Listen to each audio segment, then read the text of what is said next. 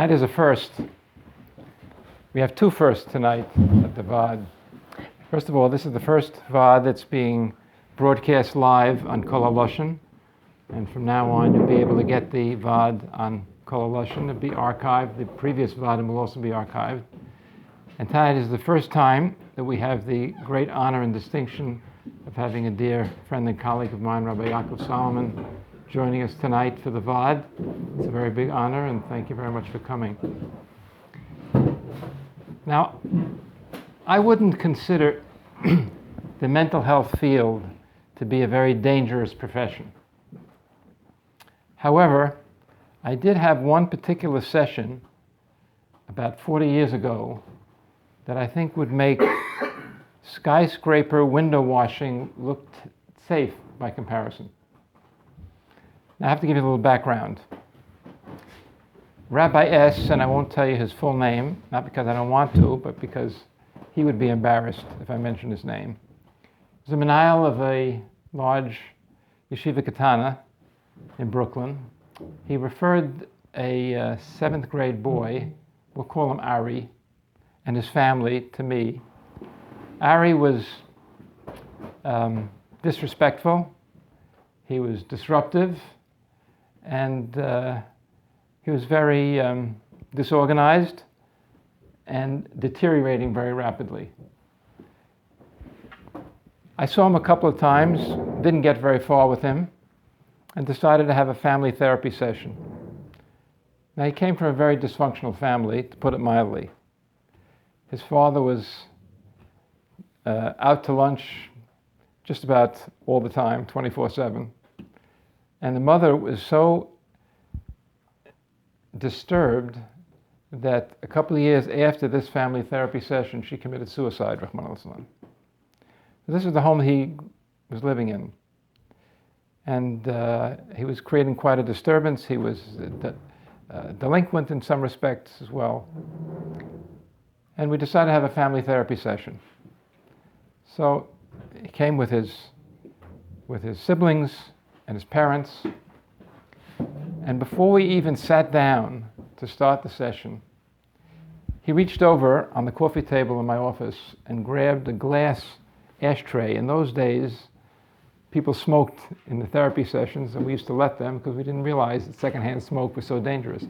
He picked up this glass ashtray and he threw it across the room at his sister's head. She ducked just in time. It whizzed by her ear, missed it by millimeters, and crashed against the wall. That's how the session started. I was trying to go around the room and sort of get a take on everybody, and Ari was sitting to my left, and I was turning to either the mother or the father. It was sitting on my right, and I noticed something threatening over my left shoulder, and I looked over, and I saw Ari reached into his pocket, and he pulls out a switchblade, and he starts threatening me with the switchblade. Now, I thought quickly. My eyes darted around the room. The father was laughing. The mother looked like she was in another world. The other kids were terrified. And I realized I better hide my panic, otherwise I'm going to be in big trouble. I glanced around the room and I realized that Ari was sitting between me and the door, and there was only one door to get out of that room. So I realized that wasn't an option. I was on the second floor, so the window wasn't an option either. And I realized I wasn't really prepared very well for this in graduate school. So I had to rely on instinct and adrenaline. And I leaned over, I reached out my hand, and I said to Ari, "Give me that knife." And to my great relief and surprise, he handed it to me. And I put it in my desk drawer. And I'll tell you the truth, I don't really remember too much else about that session. My heart was beating so heavily. But one thing I do remember is at the end of the session, I did not schedule again another appointment with this man. Now, after the session was over, I thought to myself, this kid, he's only 13, he's probably going to end up in jail before he's 16. And when I discussed the case with my supervisor, she was even more pessimistic. But Rabbi S., who had referred the family, wasn't so pessimistic, and he hadn't given up on Ari. And I spoke to him a few days later, and he said to me, he heard about a yeshiva upstate that seems to be very successful with boys like Ari, and he's going to see if he can get the parents to register him to go to that yeshiva. Well, I was very happy to hear that Ari was going to be moving out of town, and I didn't have to worry about dealing with him or his family after that. And to tell you the truth, I forgot all about Ari and his family. And fast forward about 15 years, I'm in Yerushalayim, just finished davening mincha, one of the shtiblach, and a black-suited, white shirt, full beard, Kol younger man comes striding over to me. He looked like an American Kol younger man, and spoke English. I thought maybe he was going to ask me for directions to the best falafel store in town or something. And he says, "Are you Dr. Wikler?" I said, "Yes, I am. And who are you?" He said, "I don't know if you remember me." He said, "My name is Ari." I took a double take, and I had to compose myself. "You're Ari?" Said, "Yes." He was smiling because he knew I was going to be shocked to see him, especially the way he looked. So I said, "Tell me what I couldn't even express my shock and amazement. He told me he was living in Eretz Israel, he was learning in Kollel, he was married and had a small child. What happened to him? Apparently, this yeshiva upstate was very good for him. He said, "I don't know myself." He said, "What happened?" He says, I think I just needed to get away from that crazy house that I was living in. And the Rebbeim in that yeshiva really seemed to understand me. And here he was, learning in Kollel, 15 years later, in Eretz Israel. I couldn't believe it. Now, I had given up on Ari, to tell you the truth, but Rabbi S. didn't. And because Rabbi S. didn't give up on Ari, here was a Kollel family in Yerushalayim that could have been very, very different if it wasn't the fact that a Menayel didn't give up on him. Now, very often, Rabbosai, parents, and sometimes Mechanchem as well, see a kid like Ari, and they give up.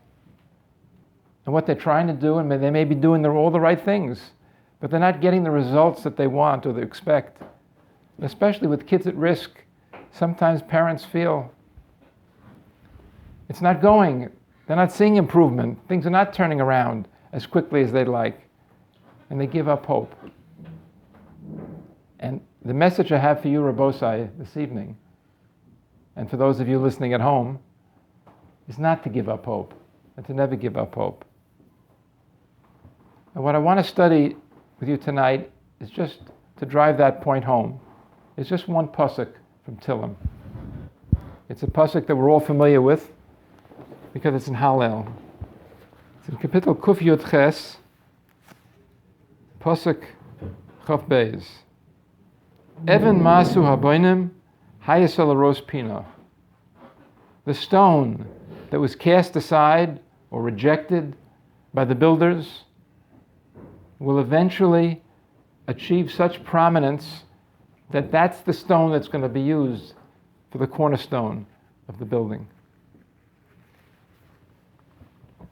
Now, the Gemara in Pesachim tells us the context of when that pasuk was said.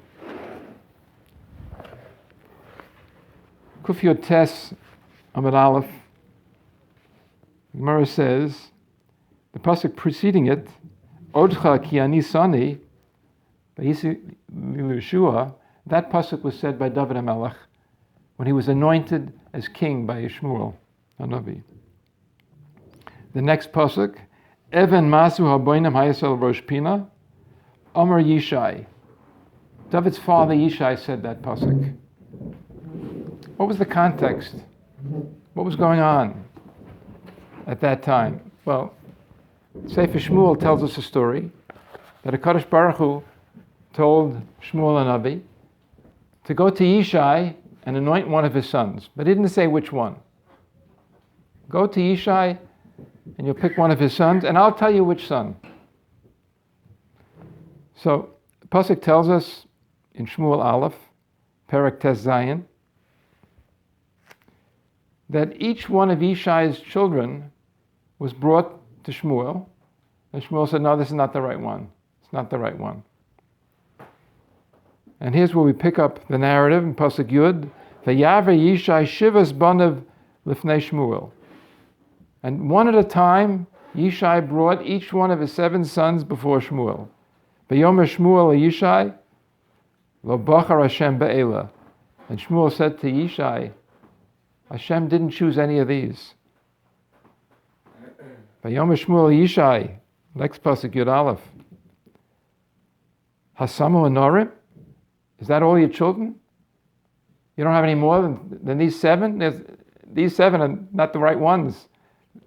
That's it? Vayomer. So Yishai responded and he said, Od Shar HaKotan. There's one left. He's just the youngest. V'hinei roya b'tzoin. And he's just the shepherd with the sheep.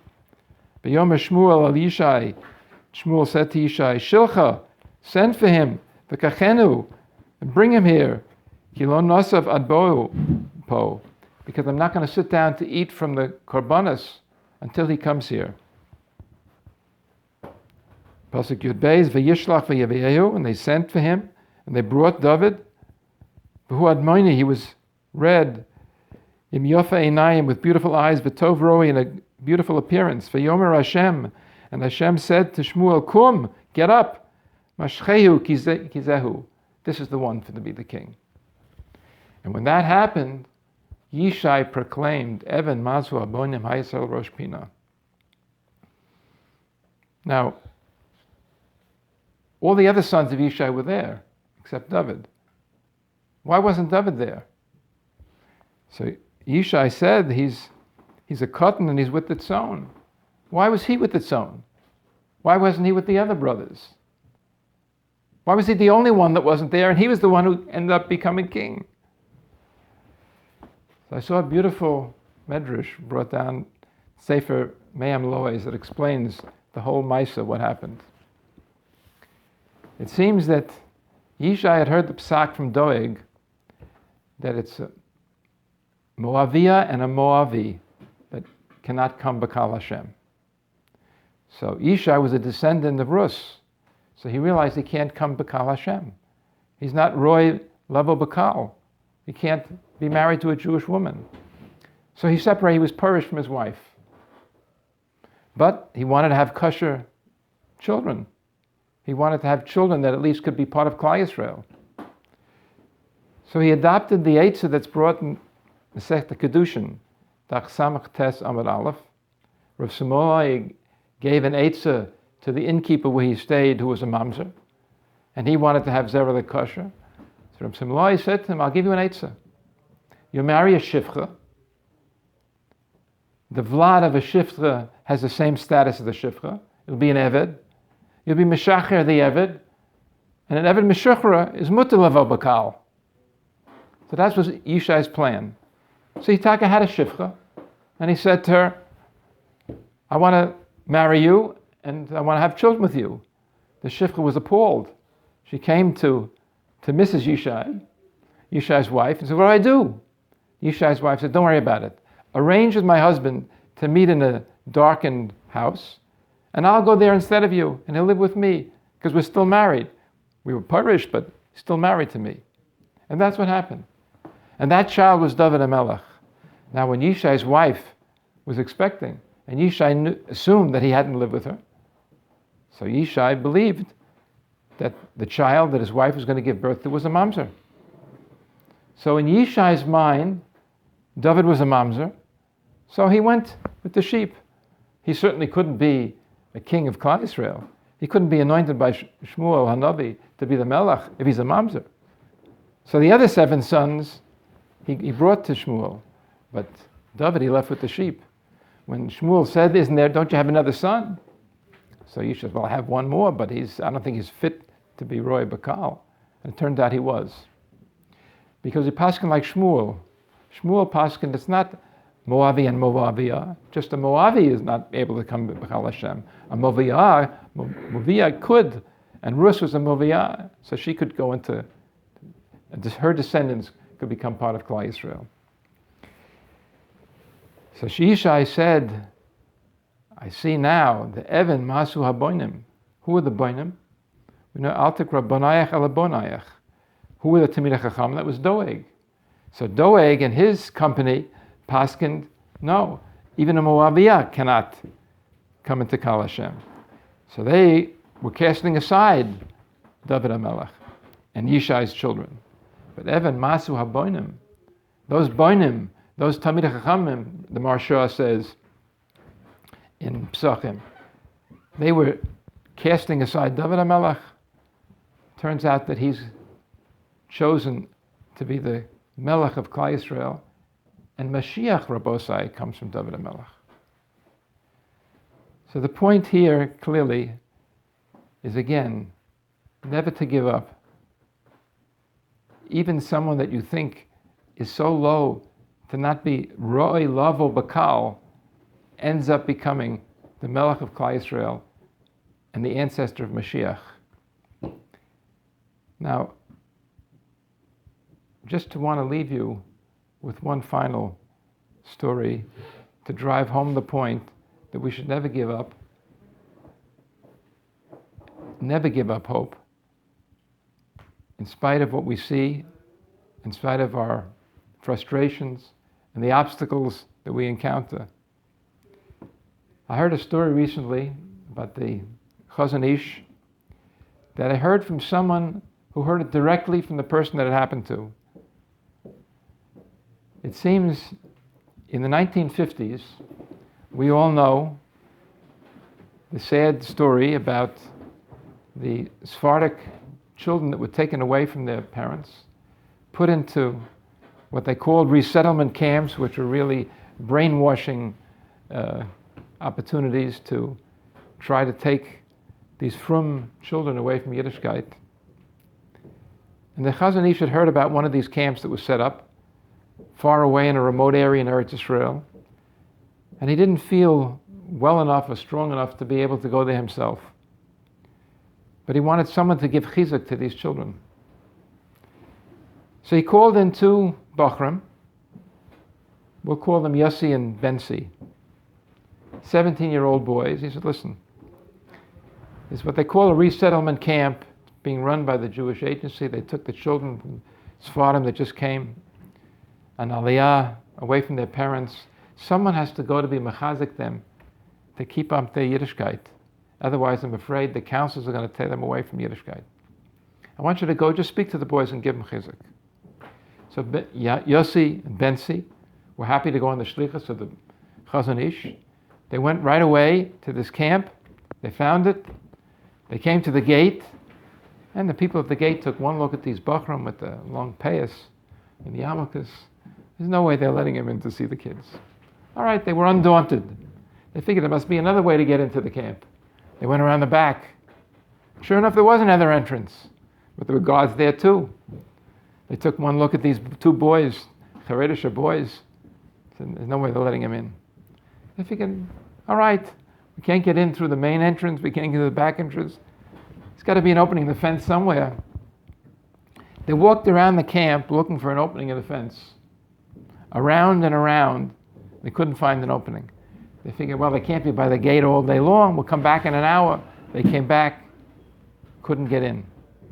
They spent the better part of the day trying to get into this compound. They couldn't get in.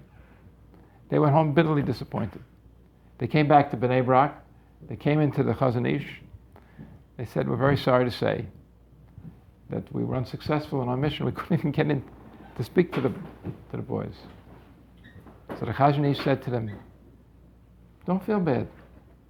Don't feel bad.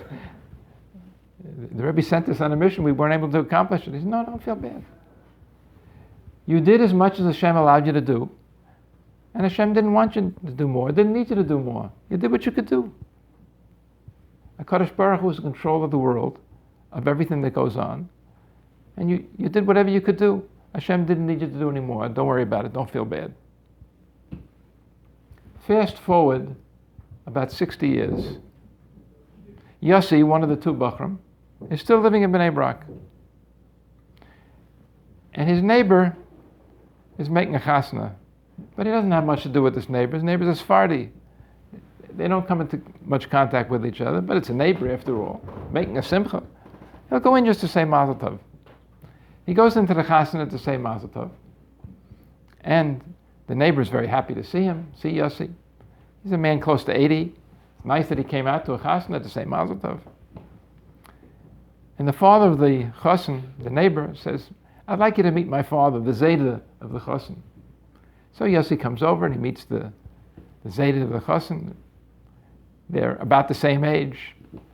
And the Zayda is telling Yossi, he says, this is such a simcha for me. My inikel, such a Ben Torah, fine Ben Torah, such a chasna, I'm so excited. Years ago when I first came to this country, it wasn't so easy with Yiddishkeit, and Baruch Hashem, I prevailed. My family is from, you see, inikel from, it's gewaltig. So Yossi had heard stories about how the Jewish agency tried to get people away from Yiddishkeit when they came from the Sephardic countries. But he never met anybody that was in that matzav. And here he was face to face with one. He said, tell me, what did they try to do? How did they try to take you away from Yiddishkeit? He said, I'll tell you, they brought us into a camp away from our parents. And the counselor said to us, you see these here, these Yepayas and the Yarmulke? Those are simanim. These are signs that you're Jewish. You lived in a non-Jewish country, the Arab lands. You needed those simanim to show that you're Jewish. This is a Jewish country. Everybody here is Jewish. You don't need those simanim anymore. It's old-fashioned. People here don't go around like that anymore. That's for the old country where you came from. That's for the Goyish country. Here is a Jewish country. People don't go around like that anymore. You should give that up. I was sitting there in the classroom with the counselors, and I looked out the window one day. I couldn't believe my eyes. I ran to the window. I called my friends, look! There's two Israeli boys! They look like us! They have long payas, they have yarmulkes, they look like us! Those counselors lied! That's not the way it is. That's not the truth. We're in a Jewish country. These are Israeli boys and they look like us too. We should keep on these simanim. We didn't believe what the counselors told us. And that's why me and my friends and many of us stayed from.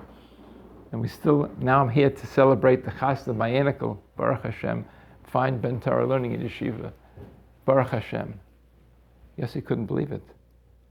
Came face to face with one of the Sephardic Bachram that he personally had succeeded in keeping from.